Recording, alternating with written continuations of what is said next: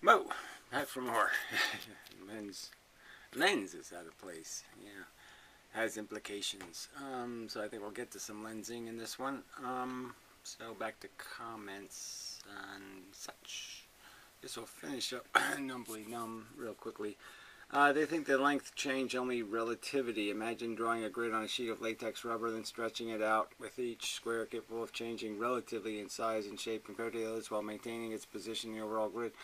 So basically just take a grid, put it on a stretchable space, then stretch it, and then you can make these lines infinite. You can just change the grid lines into infinite lines, and those infinite lines are going to reflect something that's going to be faster than the speed of light, and that's nonsense.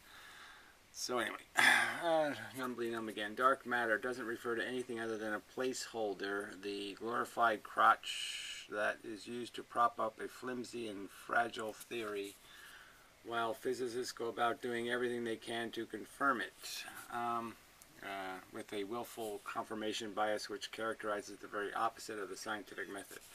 Yeah, I mean, that's, you can just feel the you know, you can just feel the amount of energy they're, you know, it's like they're rooting for it, and like I said, whether that's out of defensiveness because they've committed to something and now they want to somehow, you know, validate it, or like I said, I think a lot of this physics is, these people are just generally speaking kind of religious, and they want physics to be more interesting than it is. They want it to be more life-affirming than it is. They want it to do a lot of things that it's not there to do, and their description of, and again, a lot of that just might be because it makes them feel inferior. I have special knowledge. I'm the medicine man of the tribe. I have all the little secret gimmicks, and I can fool all the peasants into thinking I'm special. And I just think there's a lot of, let's keep this as far away from public consumption as possible, and keep all the magical components that we, the elitists, know are special. I mean, there's chalices all over the place here. This is all full of a bunch of hunting for holy grails. Anyway, thanks for responding. Oh, that's the shithead. Yeah, well, you're probably not going to be too grateful I include the last response. Well, he points out thumbs up for entertainment value. Yeah, whatever. Yeah, some of these videos, I think the ones that like Physics Girl and stuff, I think there's a lot of good humor in those videos. So, I chortled a little at my own jokes, but yeah, not bad. You know, as physics videos go, I think some entertainment value. Logic rolls the dice. You know, hard to tell who he is or whether he's somebody else sometimes. You know, other accounts and whatnot. You just don't know who's playing who, what, where. If you had just one single video briefly stating your official agenda in a summary showing your physics, then I would watch it. Well, again, the website does, there's a Vlogger video, an hour-long video, you know, that explains a lot of this stuff. Again, it's, you know, I can look back and say, okay, I want to do something better. It has a little bit of animation in it, has some stuff in it, so, I mean, it's got some stuff. But I think that, you know, and there's another one or two videos that are like that. But yeah, I'll plan on doing another one where I'm just going to make a video and try to go from beginning to end without too much structure anyway, and just see where it goes. But it's just trying to find metaphors that are workable. And a lot of these, like I said, the school of fish thing is really easy to understand. There's a big picture of school of fish on the front page of the website. I mean, the idea that a bunch of energy is caught up in the school of fish, and it's still there, it's just hidden, and you only see it when all the fish decide to move in one direction. Anyway, yeah, so I don't know, I don't think you know, you're sort of insulting your own intelligence to tell me that you can't glean the theme here out of all these videos, or out of some portion of them. And really, if you're not really willing to watch the videos, if you don't find it an interesting enough subject, then fuck off. I mean, what can I tell you?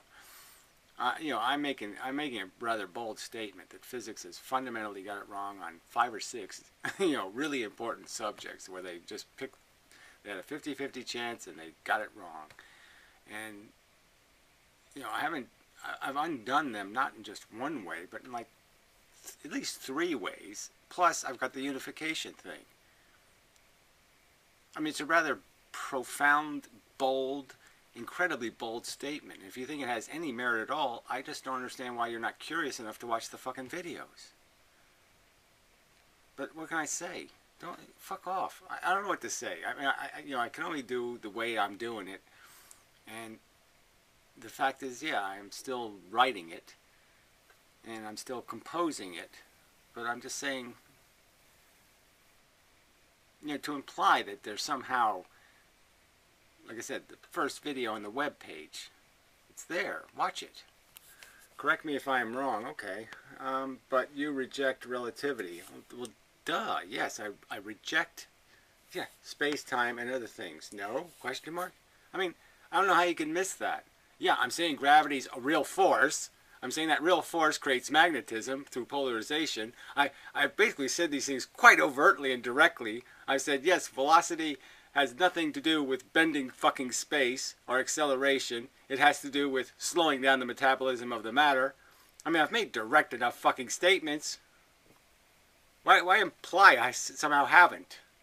This is just, sorry, but this is stupid. And you account for time dilation by saying that everything is already traveling at the speed of light at any moment in space. And any moment in space occurs from deviation from the standard. Yes, I don't even know what that means, but no. Any movement in space occurs from deviation from the standard. I don't know what the standard would be. But your velocity is absolute. You have absolute velocity. Your matter can only move so much. And if it moves a lot, then you're not matter anymore, you're energy. So there's a certain percentage of your matter that can be doing something else. Okay? And the matter still works. Some of the little pieces, say a little workman, right? Well, 10% of them can do shit. They can smoke cigarettes and jerk off and do all kinds of crap, and the work will still get done. But when a certain percentage start jerking off or doing something else, then you're not going to get any work done. And it's that kind of argument. You have a directionality. It's in a kind of balance. Right now, my balance is a little bit changed in the fact that I'm moving on the surface of the Earth is rotating around the Sun is moving through the galaxy is moving through the universe. So there's a bunch of combined motions there. But I have a net overall end product motion over a period of time. So per second or per minute, I move at a certain vector. Now that's made of a bunch of herky-jerky. I don't do it as a straight line, but over time that's where I end up. Point A, point B, and there's a consistency to it over time. I mean, obviously the galaxy is, doing a slow circle thing by comparison. I mean, it's moving fast, but it's slow because it's such a huge amount of distance. So 100 years from now, if I was still here, my trend line would be changed a little, and it would go in that line for a while, that vector. So it does, the vectors does change based on where I am in space at any particular time. But I'm just saying, there's a net amount of me that's moving me in a direction and not necessarily doing what I'm doing. And when that speed gets sufficient enough where I'm moving in that direction a lot, then my matter breaks down. Yeah, it does it. Alright, so already trying the speed of, yes, the little bits are all moving the speed of light. The stuff inside the matter is moving the speed of light. Everything's moving the speed of light, and it's just capturing it in circles. Circles are the whole key to this thing. There's a difference between a quantum moving in a straight line and a quantum moving in a circle, and that difference is matter. Metabolism of photons or something, I can't remember. Well, fuck you. You'd be best putting this in an official declaration document. Well, again, you're saying that nobody, I mean, first, I don't think that many people like reading. Second, that's not what I do on YouTube, of course. And I'm attempting to write it, but I'm just saying I don't even think writing it is going to make it more understandable, frankly. I think it has to be explained, and I think explanations are better than written explanations. I mean, I think. for all of us to see, instead of having to shift through video after video of an ongoing dialectic. Well, that's again, that's your issue, fella. I'm sorry, I haven't written this book yet, so and I haven't had much time to put all the little pieces together and figure out exactly how to order the explanations and do all of that crap. So I don't know what to say. Fuck off for 2 years then. If you can't wait for it to be completed and refined and perfected, then don't. That's your choice. But raggy and complainy isn't doing any good.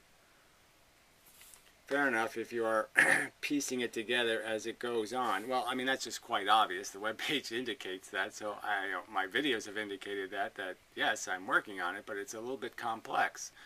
And you want to try to make statements that are accurate rather than ones you have to fix later on. And that's sort of what I'm finding out, is that some of my statements aren't perfect yet, and until I can make them more perfect, I really don't want to put them in writing. That's up to you. Well, you're saying it's not up to me. You're bitching that somehow this isn't good enough. I have to do it differently. Well, fuck you. But I hope that one day you will publish your completed theory in one video. Well, I don't know if it can fit in one video, because you do have to explain it piece by piece why the old story isn't true before you can get to the new story. I myself am also waiting to do that in some areas of philosophy. Waiting.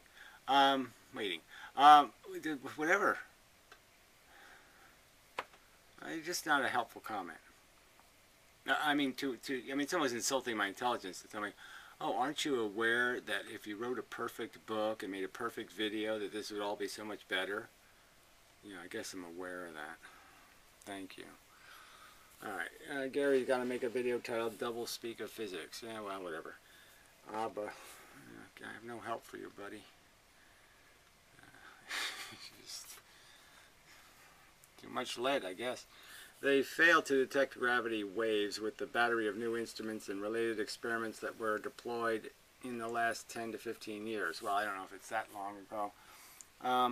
Yeah, I don't keep up with everyday physics, but it does seem like they're saying that now their instruments are 100,000 times better than they were, because they have new algorithms to make them more sensitive. It does surprise me that two places in America spent all of that money to make these stupid gravitometers. You know, they're really big things and, you know, expensive, and you're just like, man, I'm surprised they spent that much money on something that's not going to tell you anything. I mean, they think it's going to tell them something. The idea that we could sense the gravitational changes based on two stars spinning around each other, that tells you absolutely nothing. I mean, it really tells you detecting a gravitational wave would say absolutely nothing. It's like seeing a neutron star. What does it tell you? Does it tell you something? It doesn't tell you shit. If you already knew neutron stars were, you know, two stars orbiting, you know, let's say a red giant and a bright dwarf or something were spinning around each other, you know, and that's why it's blinking. And so let's say you knew exactly what it was, and then let's see how to say this. I mean, it's like seeing something as, say, you see it in the radio spectrum or in the lights. You see it with photons, and then you look at it with your radio telescope and you see, oh, it's almost exactly alike. Does that tell you something?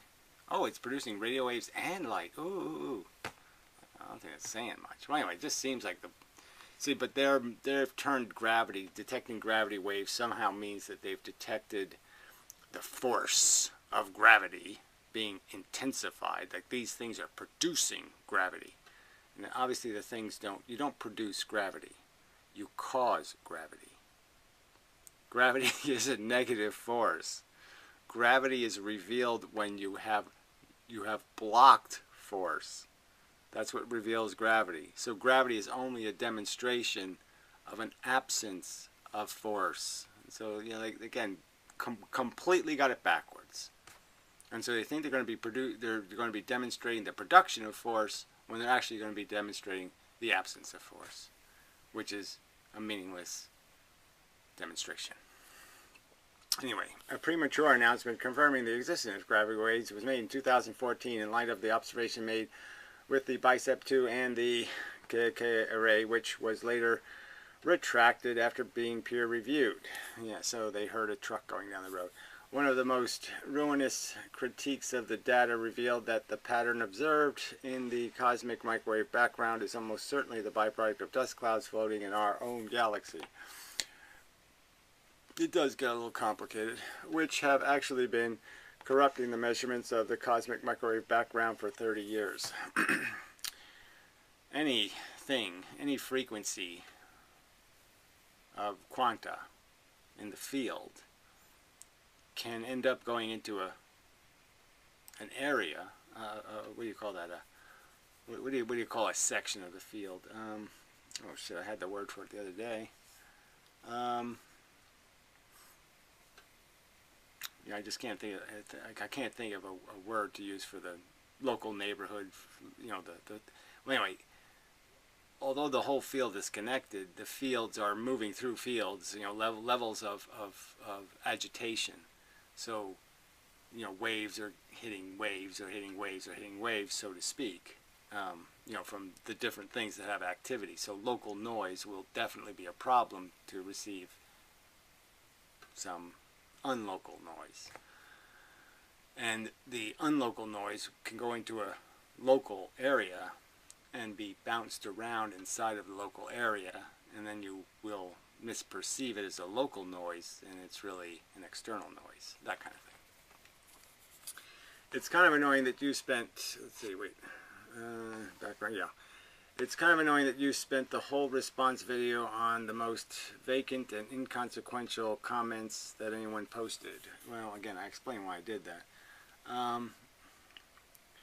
I don't know whether it's inconsequential. I mean, the accusation that I have been debunked, or I have this, they're not inconsequential. You have to, that's the whole problem with, you know, sometimes your comments, is they demand that you make clarifications, or that they demand you make a counter argument, or they demand that, you know, so they always put you on the defensive. And, you know, I don't know whether that's exactly fair. And I guess I wouldn't mind it if you people were absolutely correct, you know, all the time, or more often. Let's just say more often. All right, number again. Yes, you describe the net force of an object. You must take into account both the spin, angular momentum, and its velocity, linear momentum. Yeah, like I said, well, spin. You know, the spin is really interesting, and the more I think about it, just because, like I said, it's another one of these battery ideas. That spin is a battery, a way of storing energy, and that it can, you know, it can absorb force by doing the negative thing of reducing spin. So, you know, a positive force can be eaten by the spin slowing down, and vice versa, where you can add more, you know, so you can just, you know, it's a way of hiding force, in the sense that it gets lost in the spin and you don't know where it came from. So it's like the orbit idea. Something goes into an orbit and it really doesn't matter where you throw it back out. It's inconsequential when you release it or where you release it. Directionality becomes almost irrelevant. So it's a way of, it's a real force neutralizer, and I guess that's why it works for photons. But anyway, these two kinds of momentum are independently quantifiable in a given object. Right. Well, like I said, I don't know about you can quantify spin as anything but a collection of any directionality. So that's the neat thing about it. Like I said, the spin isn't backtrackable to the source of the spin. The spin doesn't tell you what direction of interaction, you know, force this way and force this way, create the spin, and you won't know which direct. You can't. There's no signature to the entry point. Like a drill, which requires the application of forward motion from the operator. Well, I'm saying there is the only indication is left in the field. the field will be minus whatever initiates the spin. But that's the catch. It's a little complicated because the other side is going to put it back, so to speak. So it's like stealing, and it's like shoplifting and then putting everything back. You know, it's a technically, yes, you shoplifted, but technically you didn't because you put everything back. Like a drill, which requires the application of forward motion from the operator to do its job while it applies rotational motion. The input quantities of these two kinds of motion can be neatly separated and then go into a demonstrate a perfect exchangeability when they are recombined to perform the drilling of a hole. Well, anyway, obviously there are two forces, so that can be separated out.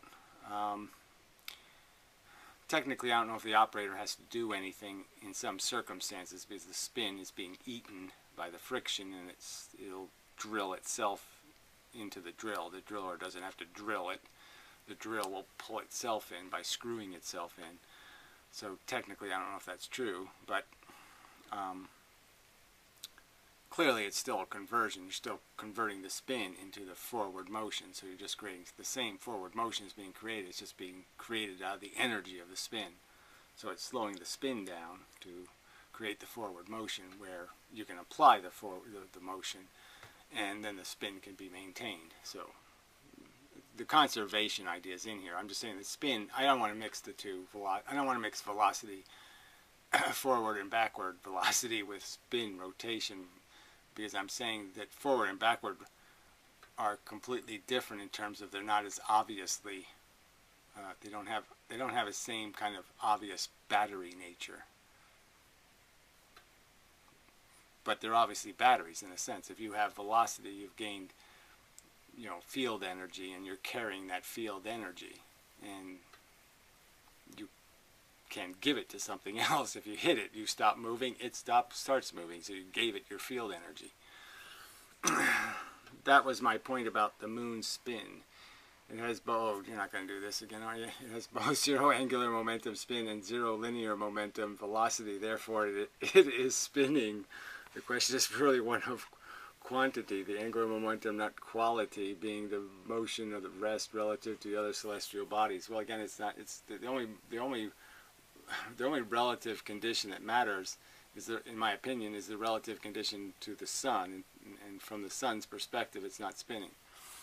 Newton proved this independent qualification of spinning motion with his famous bucket experiment. Oh, no, I said that wrong. Yes, the dark side of the moon is the sun does shine on the dark side of the moon. So the moon does spin rotationally to the sun, but it's only doing it as an incidental consequence of the main relationship, which is facing the Earth. And again, the argument was spin relative to the Earth, I think. Yeah, I think the main argument was that. Yes, it was. Newton proved the independent qualifiability of spin motion in his famous bucket experiment. In fact, this experiment actually substantially demonstrates that space is an absolute thing that is not relative. I think it's one of the simplest experiments that might be worthy of serious re-examine as a test of Newton and Einstein's conceptions of space. Yeah, I just don't know if the bucket experiment is... whenever you get into these centrifugal things, it gets a little bit tricky, I think. But yeah, I'll think about that. As you think about what air pressure is doing in terms of pushing the water into the bucket, and, you know, so it does get a little bit more complicated. But yeah, I'll go read the bucket experiment wiki page or whatever. Yeah, the bucket argument.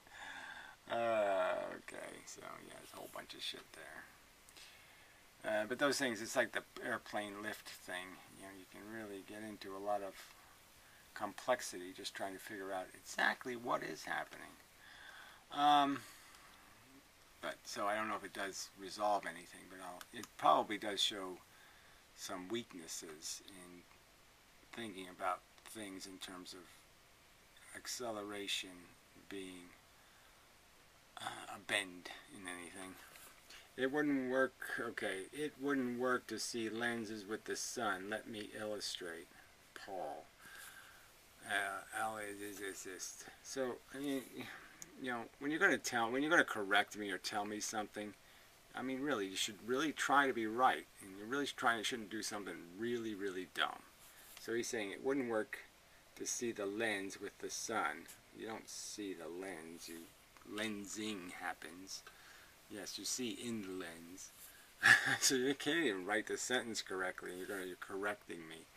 So anyway, he posts this. You know, I mean, it's a funny drawing. It's, you know, hilariously bad. Look, the point is this is what validated Einstein's theory. So you can't say you can't do something that they claimed they did, and it made Albert Einstein the most famous man in the world. So it's kind of silly to tell me you can't do it when they apparently did it to make Einstein the most famous man in history. You get it? I'm arguing that if Einstein was correct and worthy of being the most famous man in all of human history, that they should duplicate this effect now that they have a telescope capable of duplicating it anytime it wants to. Alright, so he draws this thing. Okay, the thing hidden behind the sun, and here's the Earth, and here's he's saying is the focus. Oh, we missed the focus. Well, clearly the idea is the sun's lens moves through all kinds of sections of space, all kinds of sections. So there's 100,000 galaxies per sun of aperture, and so you've got a ton of choice of objects to be able to lens behind the sun. The sun moves across a ton of objects every day, and so you can just pick any object you want and lens it at any time you want that's at the right focal length. So there's a ton of stuff somewhere that's at the right, you know, at sun position, at the Earth position here, or Earth position here, at any one of these Earth positions, or even at any one of these rotations of the Earth, you're going to be able to find an object that's in the right field. So it's silly to say there's no focus possibility. There's a ton of focusable possibilities. And again, we're talking about an experiment they already have done successfully. So to say the lens can't work would be idiotic because they say it did work. And, you know, and they did it because they put the moon in between the Earth and the sun to create an eclipse so they could block the sunlight out so they could look at something while the sun was out. Because that's the only time you can obviously use the sun as a lens, is when the sun is available to be used as a lens. Obviously. And you have to have some way to block the sun out. But because we now have a telescope in space, we don't have to worry about the scattering of light in the atmosphere making it impossible to use a telescope during the day. So we can use a telescope with the sun in the field as long as we just block out the sun with a black circle. And it works just fine. So the point is that Hubble telescope should have already duplicated many lensing experiments using our own sun. It should be capable of that, in my opinion. But your drawing has nothing to do with any of this. It's silly. I mean, I wish one of the commenters would have just pointed out your drawing's silly and sucks, and no, you don't understand what lensing is. You don't understand the history of the experiment. And you certainly don't understand that this is one of the key ingredients to validating the general theory of relativity. So this is really important, and you were too far off the subject for something so important. I mean, to not even acknowledge that the experiment was done, and was done with the moon being used to block the sun. Anyway, Thomson was awarded the 6th Nobel Prize in Physics for every electron and the blah blah blah blah blah. The sun, blah blah blah. Well, okay, yes, it's all whatever, nepotistic. Yes, the Nobel Prizes are closed club in many respects. But my point is that's my whole point. Is it doesn't really matter, because if I'm right, they can't not give it to me, because I only did the most profoundly meaningful thing in physics ever. So, I mean, come on, I took on their strongest and biggest challenges. Explain inertia, explain gravity, unify all the forces. I mean, I did the whole thing. I did all of it. So, yeah, I obviously have to get one. Fuck. Obviously. I mean, if I'm right, there's no way to say, even if I died tomorrow, they'd have to give it to me posthumously. They'd have to, because it's just logical to say, oh, fuck, he really did do everything for us. I mean, he fixed all of the broken elements of physics. I mean, every fucking one of them he fixed. Shit. How can he not win? I mean, fuck. Alright, Liftesiskrift means main science in German. Well, whatever, it doesn't matter. I got the impression of what the word meant, didn't I? So I interpreted the word correctly, and I pointed out how I think physics is really the only science, technically. You know, it's all everything is the mechanics of the bits. Every thought I have is fucking being regulated by field equations. I mean, it's all just quanta bouncing around, so it's all physics in a sense. Every fucking delusional perception in my brain of consciousness even is all just being created by quantum bits being pushed by closed fields. Okay. Fields of quanta. Streams of filtered quanta. Something like that. So anyway, I think I'm done, right? So what else do I want to get to? So I got to that other thing. I didn't get to the bucket thing. There are some, you know, I think I'm going to probably have to do another physics girl video. She said some stuff that's just plain fucking wacky.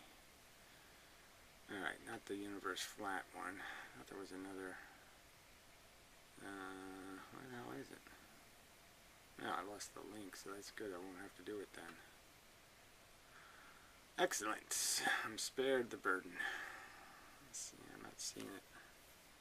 Einstein, ScienceNet, blah blah. Oh, that Krauss guy. I really hate that fucker. You know, I mean, the more I hear him, it's just so fucking obnoxious. But, you know, I learned to hate them all. Everyone. Unfortunately. All so full of shit. Star Wars did suck. That's the damn truth. I didn't see it, but yeah. Conceptually it sucks. So, yeah, it's got to be a bad movie just because conceptually it's shit. Huh, yeah, I just don't know where the... I thought I saw another physics girl video that was just really, really, really, really, really, really stupid. Come on. I saw it. It's got to be on one of these pages somewhere. There's a link or something, right? Yeah. So, must be. Must be.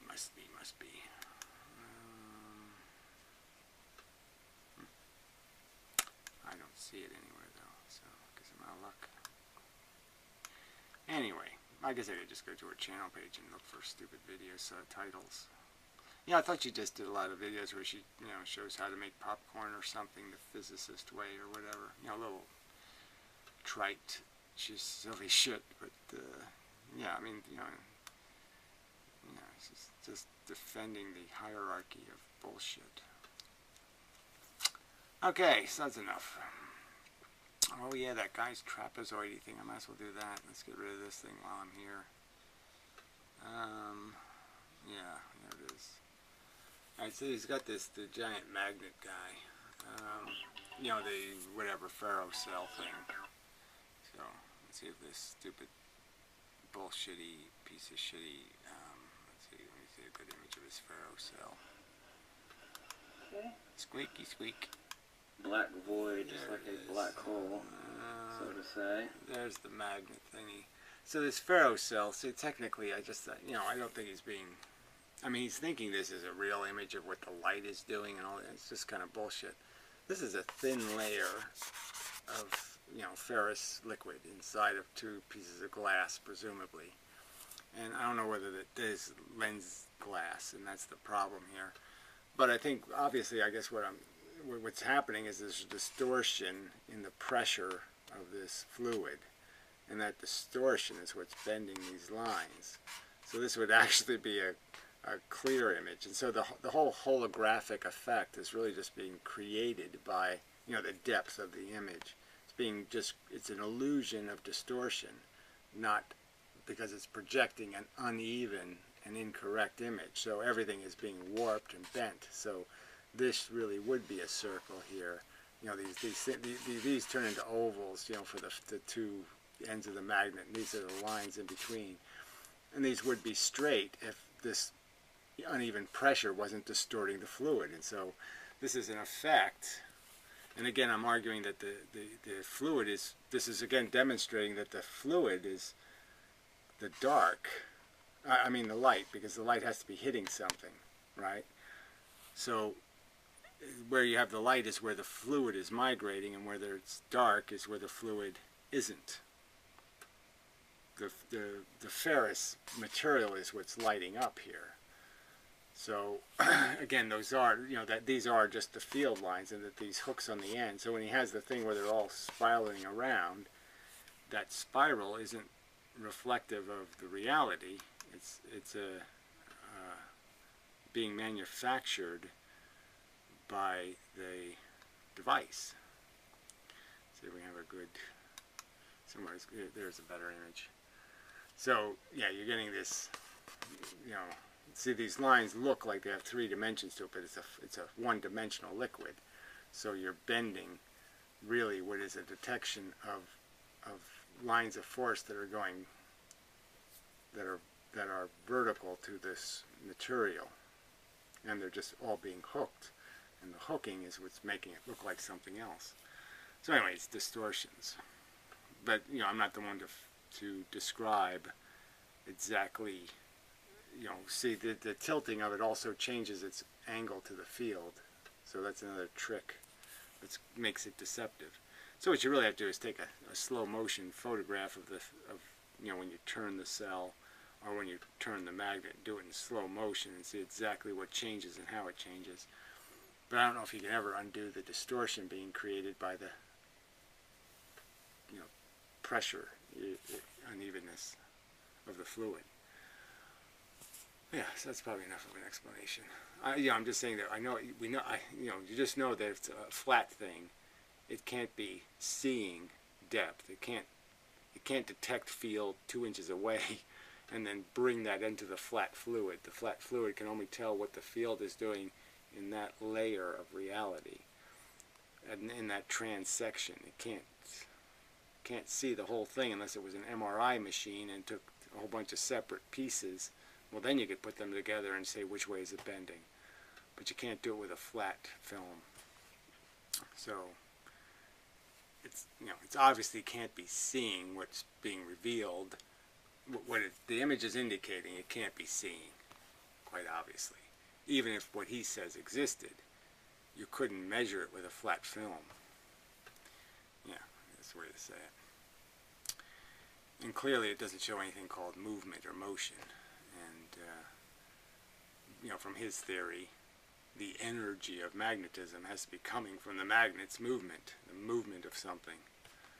And there's no movement. The force is the external force, again.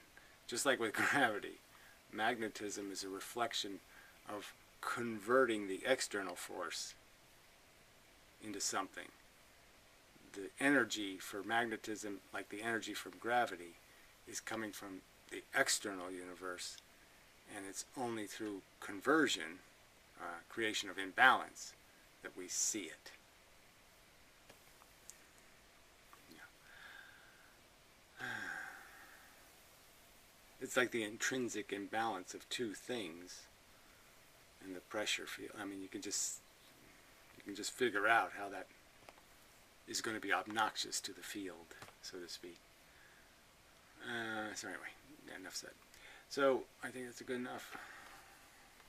So until the next time. You know, unfortunately, this person won't have a conversation. I mean, he must have me blocked because I can't comment on his videos. So, you know, petty fuck. Anyway, till next time.